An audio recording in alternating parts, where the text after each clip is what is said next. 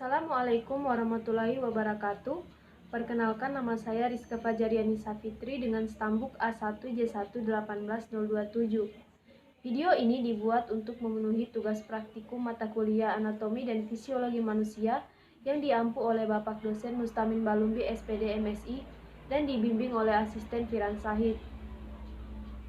Dalam video ini saya akan menjelaskan mengenai sistem saraf volunteer atau sistem saraf otonom. Berikut kita mulai.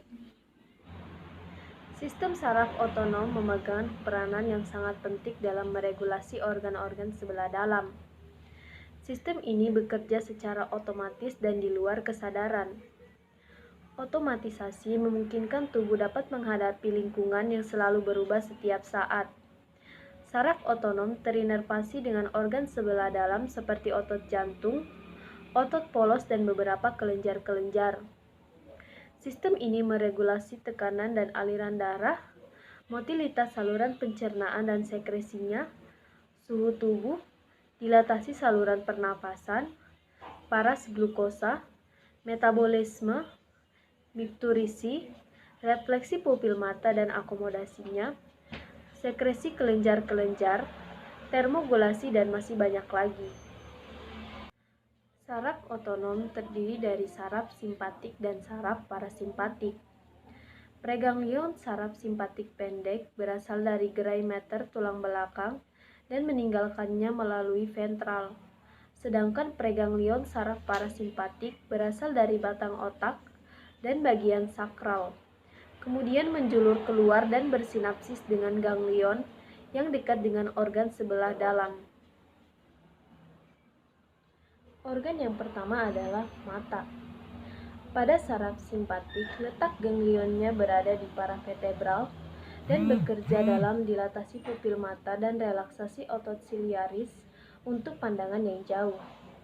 Sedangkan pada saraf parasimpatiknya berada di saraf kranial 3 dan bekerja dalam kontraksi pupil mata dan otot siliaris untuk pandangan yang dekat. Yang kedua adalah kelenjar submandibular dan sublingual. Pada saraf parasimpatiknya berada pada saraf kranial 7 dan 9 dan bekerja dalam menstimulasi cairan ludah. Sedangkan pada saraf simpatiknya bekerja dalam pencegahan pengeluaran cairan ludah. Organ ketiga adalah paru-paru. Pada saraf parasimpatik paru-paru berada pada saraf kranial 10 dan bekerja pada konstruksi bronkiolus dan merangsang sekresi. Sedangkan pada saraf simpatiknya berada pada paravertebral dan bekerja pada dilatasi bronki. Yang keempat adalah kelenjar keringat atau kulit. Pada saraf simpatiknya berada pada paravertebral yang bekerja untuk memproduksi keringat. Sedangkan pada saraf simpatiknya bekerja dalam menurunkan sekresi keringat. Yang kelima adalah jantung. Pada saraf parasimpatik jantung berada di saraf kranial 10. Cara kerjanya yaitu dengan mengurangi denyut jantung yang berkontraksi. Sedangkan pada saraf simpatiknya berada pada paravertebral dan cara kerjanya yaitu meningkatkan denyut jantung dan kontraksi. Organ yang kelima yaitu hati. Pada saraf simpatik hati berada di paravertebral. Cara kerjanya yaitu degradasi glikogen ke glukosa dan trigliserida ke asam lemak.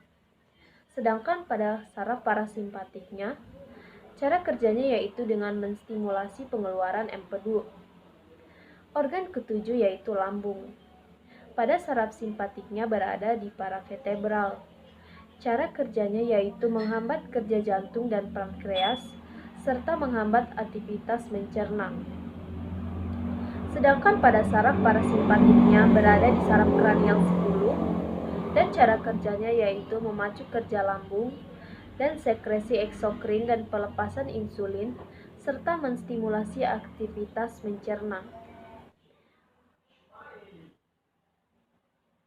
Organ kedelapan yaitu usus kecil dan usus besar. Pada saraf simpatiknya berada di paravertebral dan cara kerjanya yaitu perlambatan pencernaan dan menghentikan sekresi dan kontraksi sphincter. Sedangkan pada saraf parasimpatik berada di saraf kranial 10 dan saraf sakral.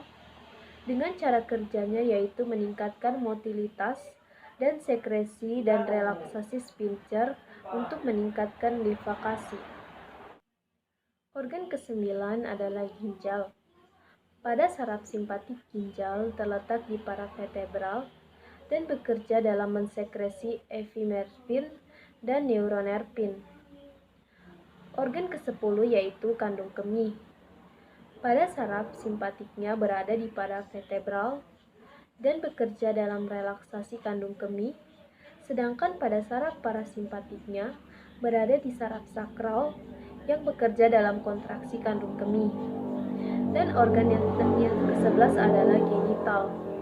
Pada saraf simpatik genital bekerja dalam menghambat aktivitas genital, sedangkan pada saraf simpatiknya berada di saraf sakral dan bekerja dalam sekresi dan stimulasi alat kelamin. Itulah tadi penjelasan mengenai sistem saraf otonom yang bisa saya jelaskan. Lebih dan kurangnya mohon dimaafkan. Wabillahi taufiq wal hidayah. Wassalamualaikum warahmatullahi wabarakatuh.